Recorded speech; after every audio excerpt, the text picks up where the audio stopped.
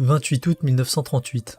Lors des fouilles de Pompéi, les archéologues vont mettre au jour dans le jardin de la maison des 4 styles un petit tertre composé de tuiles reliées entre elles par du mortier. Sur une de ces tuiles avait été gravé un mot, Fulgur. Cette tuile met en lumière une pratique singulière durant la Rome antique qui consistait à enterrer la foudre. Nous verrons dans cette vidéo en quoi consistait cette pratique et pourquoi les Romains la faisaient-elles.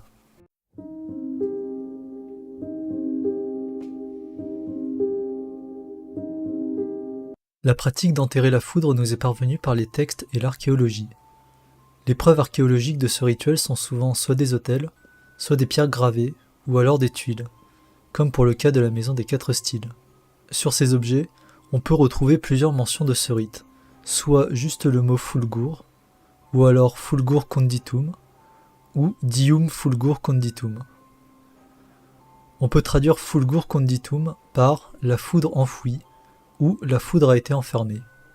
Cette pratique permet de mettre en avant un aspect méconnu de la religion romaine, qui est qu'on retrouve un culte pour presque tous les aspects de la vie. La religio pour les Romains, c'est la fidélité et l'engagement vers un culte qui doit être fait de manière scrupuleuse. Ce n'est pas un lien entre une personne et un dieu, mais c'est un ensemble de règles formelles et objectives, léguées par la tradition. En matière de culte, les Romains font au maximum preuve d'orthopraxie, pour ne pas fâcher la divinité. Ainsi, pour les endroits frappés par la foudre, les Romains pensaient que ces lieux devenaient religiosus. Il a été marqué par Jupiter avec son foudre, ou par Sumanus.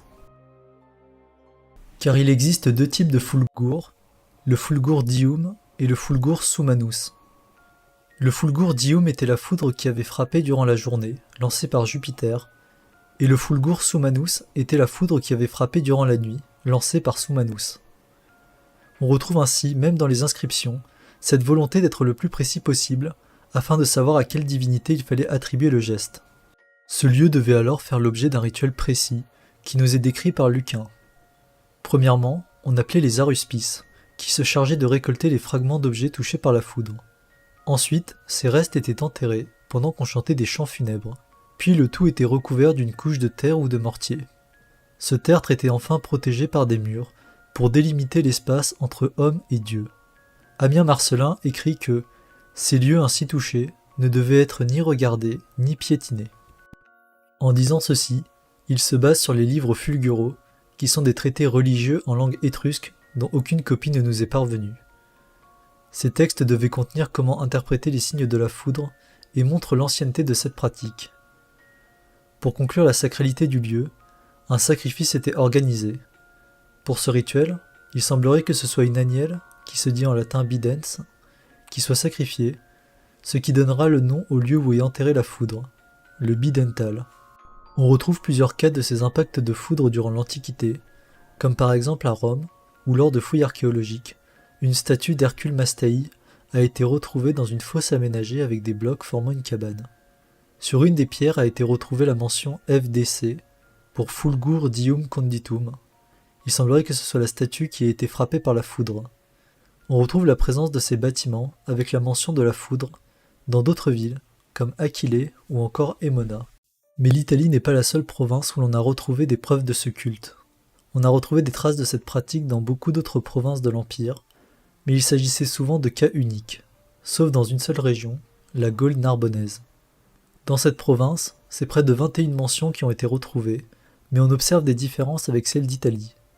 La mention Fulgur Conditum a été retrouvée plusieurs fois en lien avec un autel orné d'une roue, qui est l'un des symboles de Taranis, le dieu celtique du ciel et de l'orage.